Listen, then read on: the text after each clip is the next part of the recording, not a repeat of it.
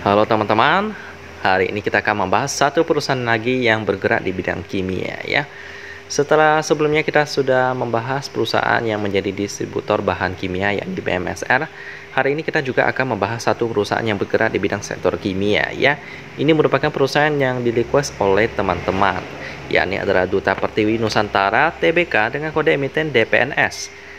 Atau kita panggil aja DPNS bukan CPNS ya. Selanjutnya kita lihat dulu kenalan dulu dengan sejarah daripada DPNS ini. Didirikan pada tanggal 18 Maret 1982 dengan nama PT Dharma Pertiwi Nusantara. Pada tanggal 3 Desember 1985, nama perseroan diubah menjadi PT Duta Pertiwi Nusantara ya. Perseroan bergerak di dalam industri formalin dan lem atau glue. Hasil produksi tersebut digunakan untuk keperluan industri perkayuan, khususnya industri kayu lapis. Ya, perseroan mulai memproduksi secara komersial pada awal tahun 87. Semula berdiri di atas tanah seluas 27.480 meter persegi ya. Pada tahun 97, perseroan membeli tanah di samping pabrik seluas 20.317 meter persegi, sehingga total luas tanah di pabrik menjadi 47.797 meter persegi. Pada awalnya, perseroan hanya membangun satu formalin plant yang menggunakan katalis molybdenum ya, atau disebut juga oxide plant, berkapasitas 28.000 ton per tahun untuk formalin, 40.000 ton per tahun untuk glue. Seiring dengan permintaan yang semakin meningkat, perseroan menambah satu formalin plant baru pada bulan Mei 89 yang menggunakan katalis perak atau silver. Disebut juga silver plant dengan kapasitas produksi 22.000 ton per tahun untuk formalin dan 35.000 ton per tahun untuk glue. Dengan dua formalin plant terpasang, perseroan mempunyai kapasitas untuk memproduksi 50.000 ton per tahun formalin dan 75.000 ton per tahun untuk berbagai jenis glue. Teknologi oxide plant berasal dari Rayonshort Chemical Inc. Amerika Serikat, sedangkan silver plant dari Taiwan. Wow, oke, ada persaingan teknologi di sini ya antara Amerika dan Taiwan. Lalu glue plant didatangkan dari perusahaan ternama Pria Oy di Finlandia yang merger dengan Neste Corporation, yaitu Neste Resins Oil, untuk mencapai efisiensi dan menghasilkan glue berkualitas. Beberapa komponen mesin dan peralatan diimpor dari Spanyol, Jerman, Kanada, dan Amerika Serikat. Mantap. Para ahli khusus didatangkan dari Amerika Serikat untuk membimbing produksi formalin, sedangkan ahli dari Finlandia dan Taiwan memberikan know-how memproduksi glue. Sampai pada tahun 2002 dengan permintaan yang semakin menurun untuk glue karena kasus illegal logging yang mengakibatkan banyak perusahaan kayu yang tutup, maka perseroan menghentikan penggunaan oxide plant, sehingga sebab menjalankan silver plant sudah cukup untuk memenuhi kuantitas permintaan konsumen dan biaya operasional juga jauh lebih rendah dibandingkan penggunaan oxide plant ya. Jadi di off-kan oxide plant. Lalu pada tahun 2006 perseroan mengadopsi teknologi baru berupa waste gas burner yang dapat memanfaatkan gas buang dari proses produksi formalin yang sebelumnya dibuang ke udara menjadi bahan bakar untuk menghasilkan steam guna keperluan produksi glue. Mantap, diefisiensikan ya. Jadi penggunaan waste gas burner selain dapat menghemat bahan bakar juga membebaskan lingkungan dari polusi udara. Dengan semakin berkembangnya pasar plywood, terutama pangsa pasar luar negeri yang menuntut produk low emission, maka dituntut glue dengan kualitas yang lebih baik dengan emisi formalin yang lebih rendah.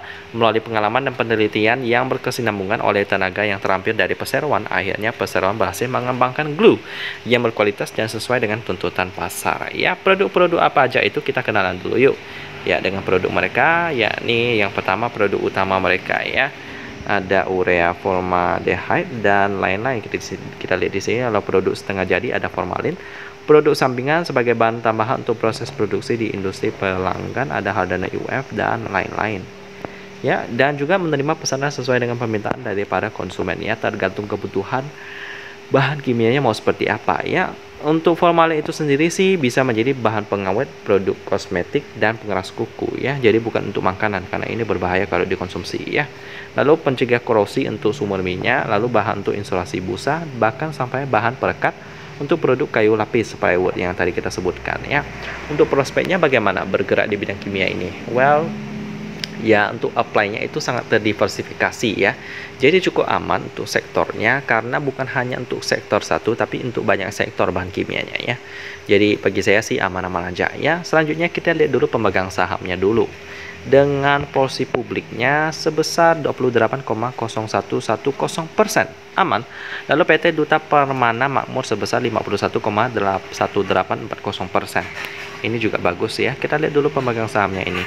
Dan nggak ada beritanya, jadi kita skip aja dulu. Langsung masuk ke fundamental daripada DPNS ini yang udah update sampai kuartal pertama tahun 2022. Dengan operating profitnya 6,83 miliar rupiah, net profitnya 6,07 miliar rupiah. Ini berarti operating profitnya lebih besar, which is nice, dengan PR-nya 5,62 kali. Wow, ini bentar lagi dapat memasuki watchlist premium saya ya, jadi bagus. Dengan operating profit margin cukup tebal 14,68%. Nice. Net profit margin 13,03%. Ini juga nice. Dengan cash ratio-nya tebal banget 493,80%. Nice ya. Mereka juga sering bagi dividen 2017, 18, 19, 20 ya. Kecuali tahun 2021 mereka absen setahun sih. Ya, mungkin karena corona jadi mereka absen setahun ya. Mereka IPO-nya udah lama banget, tahun 90. Cuman ini market cap perusahaannya itu sangat kecil sih ya. 136 miliar rupiah. Ini cukup sepi. Itulah kenapa turnover mereka itu sepi banget ya. Untuk sesi kedua ini turnovernya cuman sekitar 57,51 juta rupiah. Sepi banget. Meskipun porsi publik cukup besar, tapi karena market cap-nya kecil, ya mirip dengan BMSR yang belum sampai 1 triliun market cap-nya. Ya, DPNS ini juga cukup sepi transaksinya ya. Mungkin perusahaan kimia nggak perlu aset yang terlalu besar gimana, tapi mereka dapat mendapatkan cuan yang besar. Karena DPNS ini cuannya cukup besar, tapi asetnya juga ya cuman 361 miliar rupiah. Berbeda dengan perusahaan mungkin batu bara yang mungkin bisa triliunan, ataupun perusahaan bank yang asetnya bisa sampai ribuan triliun. Untuk perusahaan kimia nggak harus asetnya tebal, yang penting marginnya cukup bagus, cukup tebal, sehingga mereka dapat mendapatkan laba dari setiap kegiatan usaha mereka ya. Jadi untuk DPNS ini sebenarnya lulus dari sisi PR-nya ya, 10 ke bawah dia PR-nya. Lalu untuk liquidity-nya juga bagus dan juga sering bagi dividen. Pemegang saham publik dan non publiknya juga aman. Tinggal turnover-nya aja sih hariannya tinggal mencapai 1 miliar ya. Tapi karena udah memenuhi PR dan liquidity yang saya inginkan, bagi teman-teman yang request DPNS ini apakah boleh masuk atau tidak, bagi saya sih boleh-boleh aja ya. Tapi jangan lupa untuk melakukan diversifikasi dan memakai uang dingin. Biar pas investasi, pas sahamnya lagi sepi-sepi ya, teman-teman susah jual itu nggak apa-apa, karena itu uang dingin. Dan juga karena uang dingin, maka teman-teman tidak usah panik kalau misalnya dia mungkin tiba-tiba ada turun dikit ya gitu ya, minus dikit gitu ya. Teman-teman bisa tenang, tetap hold sampai mereka bisa mantul balik lagi dan memberikan laba kepada teman-teman ya. Dan jangan lupa untuk diversifikasi, biar nanti siapa tahu nanti sektor perusahaan daripada DPNS yang bergerak di bidang kimia itu ada goncangan ya, tapi kita ada pegang perusahaan lainnya yang mungkin seperti perusahaan batubara atau misalnya perusahaan logistik. Nah, itu kan diversifikasinya kuat, sehingga kalau satunya turun, duanya naik ya, itu tetap dihitung kita memiliki aset yang bertumbuh ya. Jadi jangan lupa diversifikasi dan pakai uang dingin untuk masuk ke DPNS ini. Demikian pembahasan tentang DPNS yang bergerak di bidang kimia seperti formalin dan juga glue pelekat untuk kayu, plywood dan lain-lain. Dan kita ketemu lagi di video selanjutnya.